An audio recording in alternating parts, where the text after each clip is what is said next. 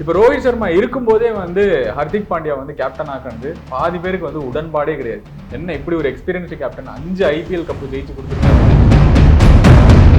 கண்ட்ரிக்காரர் கிரிக்கெட்டோ இல்லை ஒரு ஸ்டேட்டுக்காரர் கிரிக்கெட்டோ இல்லை இதில் என்ன ஆனஸ்டாக கேட்டிங்கன்னா இதில் லாயல்ட்டின்றது ஏன் இவ்வளோ இம்பார்ட்டன்ஸ் கொடுக்குறாங்கன்னு தெரியல. At the end of the day it's a franchise create own by private organisations. இந்த மாதிரி இக்னோர் பண்ணுறாங்களோ இல்லை அதோட வேல்யூ அவங்களுக்கு இன்னுமே புரியலையோ ஆஸ் அ ஃப்ரான்ச்சைஸ்ன்றது தான். ஆர்சிபியோட பேஜில் கூட அவரோட கவர் ஸ்டோரி போட்டிருக்காங்க. It will be maybe youngster டெஃபினட்டாக நம்பரும் யாதவ் தான்.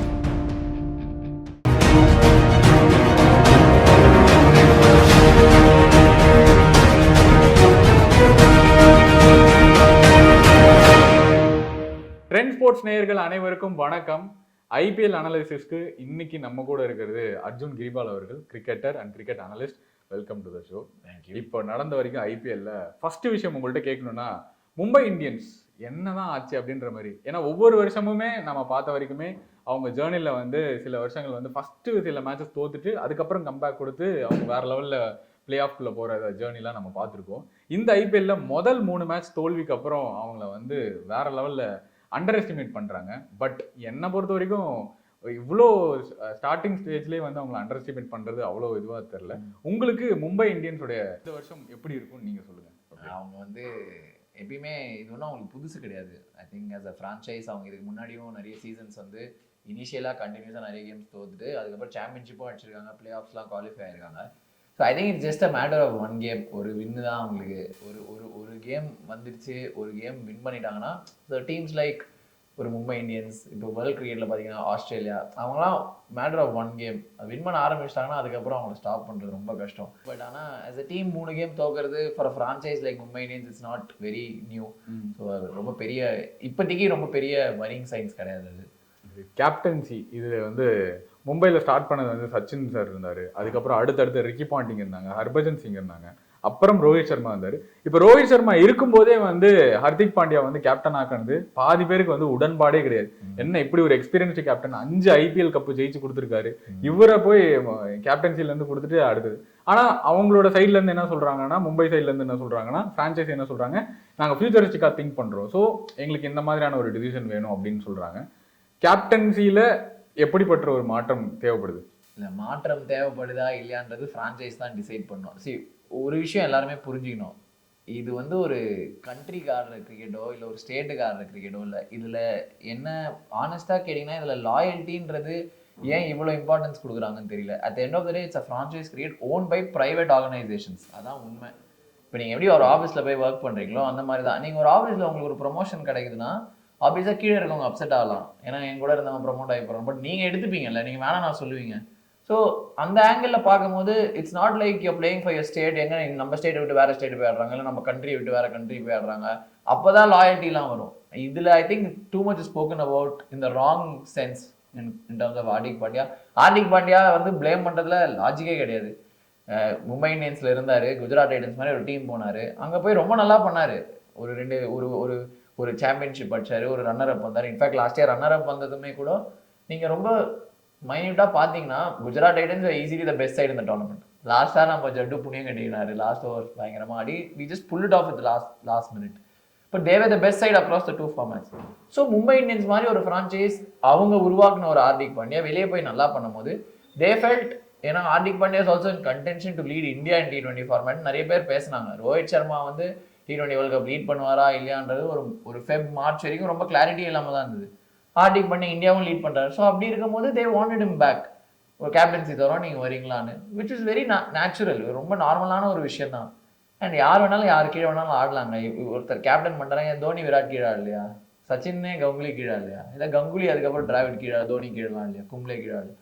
So I think too much spoken about in the wrong sense. And crowd, Mumbai crowd Hardik பாண்டியாவை டாஸ் போது பூ பண்ணுறதுலாம் டோட்டலி அன்அக்செப்டபுள். ஏன்னா at the end of the day they'll have to understand. So இதுதான் வந்து ஒரு outlook of cricket in current பப்ளிக்கில் நீங்கள் பார்த்தீங்கன்னா ஒரு மீடியாவாக இருக்கட்டும், சோஷியல் மீடியா எதுவாக இருந்தாலும் இருக்கட்டும், யங்ஸ்டர்ஸ் மத்தியில் IPL cricket has taken so much of precedence. They forget that the same set of players will play for your country. அப்போ நீங்கள் வந்து பூ பண்ணுவீங்களா? இட்ஸ் நாட் ரைட் அப்படிதான் நான் சொல்றேன். ஐபிஎல் வந்து இப்போ ஒரு டேலண்ட்டை கண்டுபிடிக்கிற ஒரு டோர்னமெண்ட்டா மாறிட்டு இருக்கு. மோரோவர் இப்போ நிறைய ரஞ்சிஸ் அதுக்கப்புறம் நிறைய விஷயம் இருந்தாலுமே இப்போ மோஸ்ட்லி நிறைய பேர் வந்து ஐபிஎல் நல்லா பெர்ஃபார்ம் பண்ற பிளேயர்ஸை வந்து டீம் ஸ்குவாடுக்குள்ள எடுத்துட்டு போறாங்க. லைக் வெங்கடேஷ் ஐயர் அப்புறம் ஒரு சில பிளேயர்ஸ் கூட ஐபிஎலோட பெர்ஃபார்மன்ஸ் வச்சு எடுத்தாங்க. இப்போ ஐபிஎல்ல வந்து சான்ஸ் கிடைச்ச பிளேயர்ஸ் ப்ரூவ் பண்றாங்க, சான்ஸ் கிடைக்காத பிளேயர்ஸ் ஸ்டில் அவங்க வந்து அவங்களுடைய ரஞ்சிஸ்ல அதுக்கப்புறம் கிடைக்கிற மேட்சஸ்ல ப்ரூவ் பண்ணி ஆகணும்.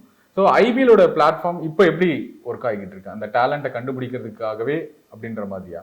Definite I think the purpose of IPL நான் சொன்ன மாதிரி பிஸ்னஸ்ன்ற ஒரு இருந்தாலும் ஒரு கிரிக்கெட்டிங் ஆங்கிளில் பார்த்தா the biggest plus of IPL is unearthing new talents தான். அதுதான் இப்போ எப்படி டிஎன்பிஎல்னு தமிழ்நாடு பிளேயர்ஸ்க்கு சொல்கிறாங்களோ ஐபிஎல்ன்றது இந்தியன் கிரிக்கெட்டுக்காக தான். Every year you have 1 or 2 people நிறைய பேருக்கு தெரியாமல் வந்து நல்லா பண்ணுவாங்க. But the big question is ஒரு 4-5 கேம் நல்லா பண்ணால் உடனே இந்தியா கிடைக்கணுமா அப்படின்றது தான் நம்ம கேட்க வேண்டிய கேள்வி. செலக்டர்ஸ் எப்படி அதை பார்க்குறாங்க? ஏன்னா செலக்டர்ஸும் மாறிட்டே இருப்பாங்க, எவ்ரி 2-3 years ஒன்ஸ் அந்த கமிட்டி மாறிட்டு இருக்கும். எந்தெந்த கமிட்டி எப்படி பார்க்குறாங்கன்றதா டெஃபினட்டான நீங்கள் கேட்ட கேள்விக்கு ஐபிஎல் வந்து யங்ஸ்டர்ஸ்க்கான ஒரு launch பிளாட்ஃபார்ம்னா that is the biggest launch platform in world cricket. கரெக்டாக, ஏன்னா எல்லாருமே உங்களை பார்க்குறாங்க, every one notices. For example இப்போ மயங்க் யாதவ் bowling போடும்போது ஸ்டீவ் ஸ்மித் சொல்கிறாரு, I would love this guy to be in the பாடகாஸ்கர் series, I'm looking forward to facing him in ஆஸ்திரேலியான்னு. So அந்த ஒரு விசிபிலிட்டி அந்த ஒரு எக்ஸ்போஷர் கண்டிப்பாக ஐபிஎல் மாதிரி வேற எந்த டோர்னமெண்ட்டும் வேர்ல்ட் கிரிக்கெட்ல யாருக்குமே கொடுக்காது ஒரு யங்ஸ்டருக்கு. பட் அதுக்கப்புறம் for you to make the next big step ahead, அதாவது to play for the country, அது வந்து என்ன கிரைட்டீரியாவில் செலக்டர்ஸ் பார்க்குறாங்கன்றது ஒரு செலக்டருக்கு மாறலாம். Sometimes I feel most of the decisions are little rushed. ஒரு 4 கேம் நல்லா பண்ணால் உடனே இந்தியா ஆட வைக்கிறாங்க, which personally I'm not a big fan of. ஏன்னா எனக்கு வந்து you'll have to go through the circuit. அப்போ தான் லாங் லாஸ்டிங்காக இருப்பாங்க. ஒரு வருஷம் நல்லா பண்ணிட்டு ஐபிஎல் இந்தியா ஆடுறவங்க யாரும் ரொம்ப லாங் கரியர்ஸ் இருந்த மாதிரி எனக்கு ஞாபகம் இல்லை. ஸோ அதனால கொஞ்சம் அதை அவசரப்படாமல் இருக்கணும். பட் லான்ச் பேடாக பார்த்தீங்கன்னா டெஃபினட்டாக IPL is the biggest launch bad in world cricket today. Okay. And இப்போ ரீசெண்ட் டைமில் நிறைய கிரிக்கெட் வட்டாரங்களில் பேசிக்கிட்டு இருக்க விஷயம் சாம்பியன்ஸ் லீக் ட்ராஃபி வந்து மறுபடியும் வரதாக வந்து பேசிகிட்டு இருக்காங்க. இப்போதைக்கு ஐசிசி கேலண்டரில் டேட் இல்லை, அதனால இந்த வருஷம் வந்து ஒரு உமன்ஸ் வச்சு மட்டும் ட்ரை பண்ணிட்டு அடுத்த வருஷம் மென்ஸ் ட்ரை பண்ணலாமா, இல்லை இந்த வருஷமே மென்ஸ் வச்சு லான்ச் பண்ணலாமா அப்படின்னு சொல்லி யோசிச்சுட்டு இருக்காங்க. To you remember that memory? கடைசியாக வந்து சென்னை சூப்பர் கிங்ஸ் வந்து சாம்பியனாக இருப்பாங்க. 2014 வந்து சென்னை சாம்பியன்ஸாக இருக்கும்போது அவ்வளோ இதுவாக இருந்துச்சு. தே பாஸ்ட், அங்கே தான் வந்து பாஸ் பண்ணாங்க. ஒருவேளை மறுபடியும் கண்டினியூ பண்ணாங்கன்னா மறுபடியும் அது எப்படி பார்க்குறீங்க? இட் டிபெண்ட்ஸ் ஆன் ஃப்ரான்ச்சைஸில். Depends on franchise. பார்க்கறதுக்கு நல்லா இருக்கும், பட் பிளேயர்ஸை பற்றி நம்ம கொஞ்சம் யோசிக்கணும். ஓகே. ஏன்னா ரெஸ்ட்டே இல்லைங்க. ஏன்னா திருப்பி நீங்கள் வந்து ஒரு 3 வாரம் 4 வாரம் இன்னொரு ஃப்ரான்ச்சைஸ் கிரியேட் ஆடணும் அப்படி இப்படின்னு சொல்லிட்டு அப்புறம் வேர்ல்ட் கப் தோத்துறோம்னா அதுக்கும் உட்காந்து நம்ம பிளேம் பண்ணுவோம். பிளேயர்ஸ்க்கு ரெஸ்ட் வேணும். ஏன்னா before the IPL was launched, ideally for the Indian cricketers அந்த early April to mid-May was off season. கிரிக்கெட்டே இருக்காது. That allowed them to recover from the season ஓட அந்த இன்ஜுரிஸ் எல்லாம் எதுவும் இருந்தாலும் ஒரு நிகில்ஸு அந்த சோர்னஸே பேசிக்காக அந்த ஒரு டைம் இருந்தது. இப்போ ஏற்கனவே அது இல்லை.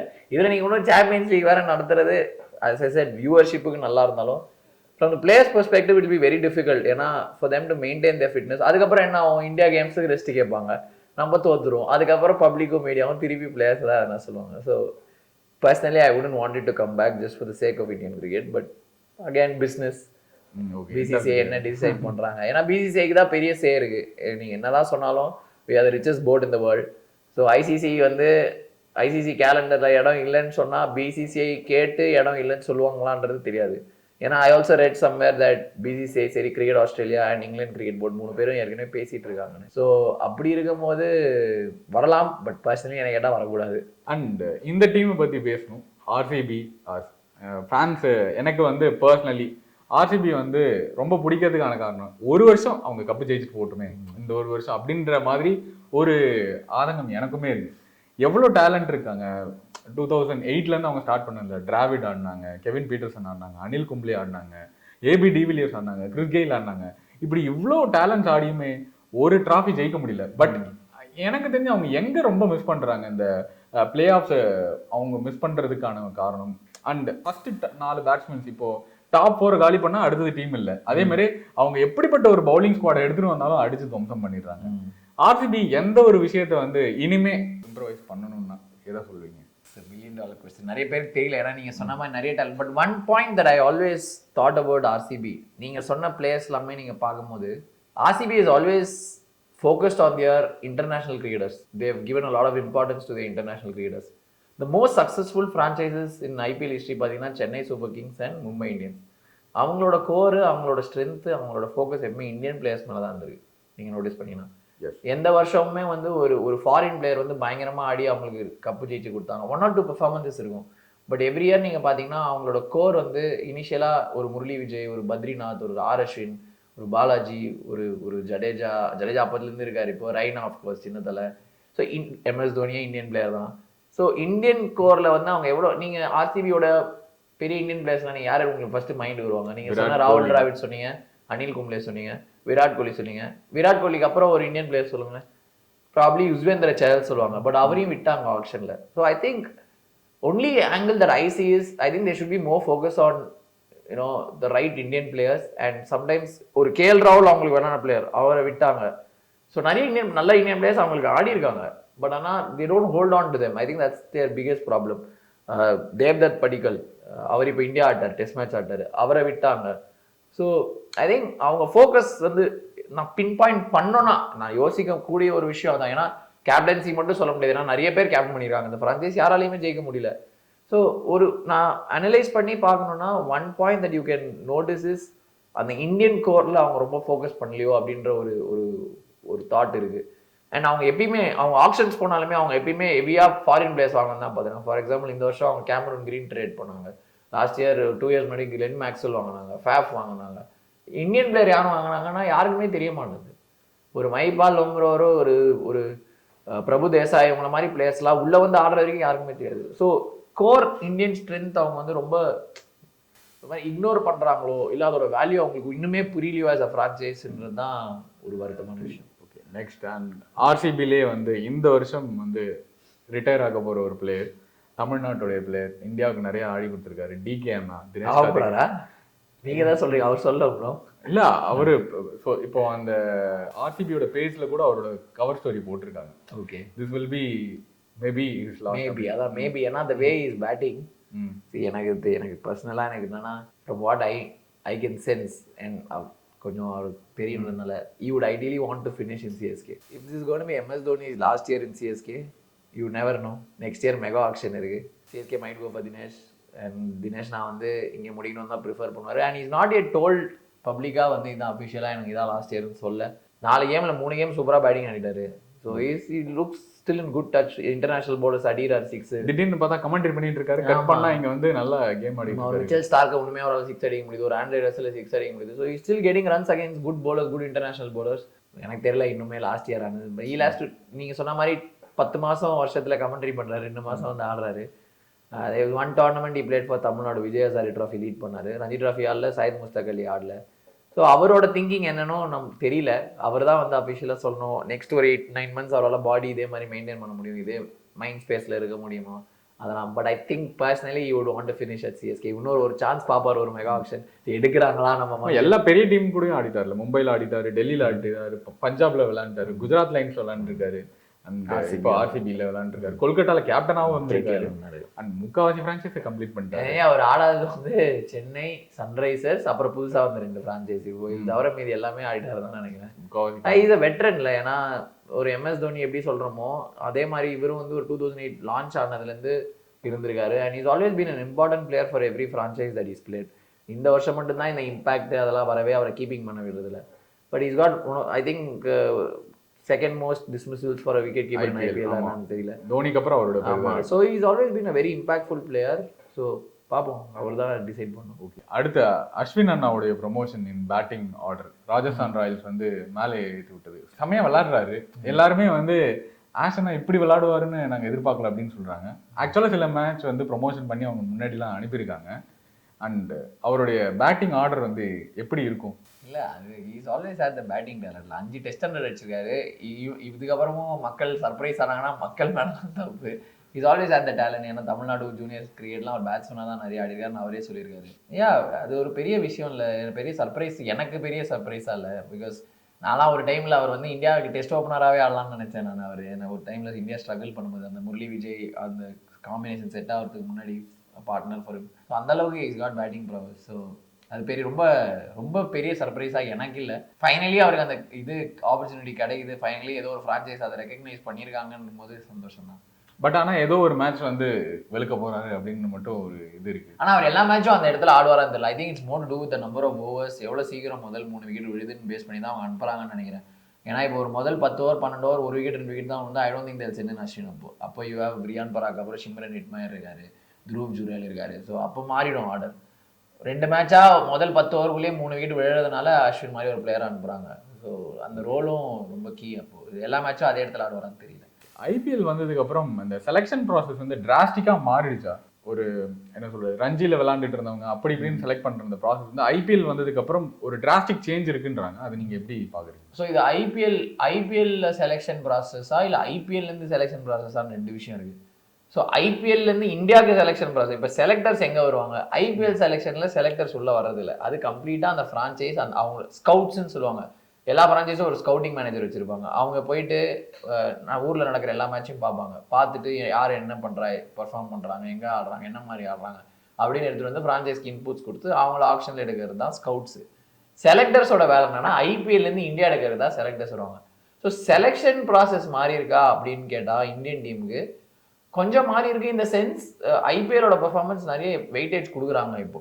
ஏன்னா விசிபிலிட்டி டக்குன்னு, ஏன்னா ஐபிஎல் வந்து ஒரு இன்டர்நேஷனல் லெவல் தான் கிடையாது. ஏன்னா ஆப்போனன்ஸ்லாம் 4 ஃபாரின் பிளேயர்ஸ் ஆடுறாங்க. So it's like you playing in international game ஒரு மாதிரி almost very close to that. ஏன்னா ரஞ்சி டிராஃபியில் அவ்வளோ குவாலிட்டி, அந்த போலிங் குவாலிட்டி இருக்காது, இன்டர்நேஷனல் பிளேயர்ஸ்க்கு அகேன்ஸ்ட் ஆடுற இது இருக்காது. ஸோ அந்த பேசிஸில் கொஞ்சம் இம்பார்ட்டன்ஸ் தராங்க. ஐபிஎல் நல்லா பண்ணால், ஏன்னா ஏற்கனவே ஃபாரின் பிளேயர்ஸ்லாம் இருக்கிறதால இந்தியாவிலே நல்லா பண்ணுவாங்க.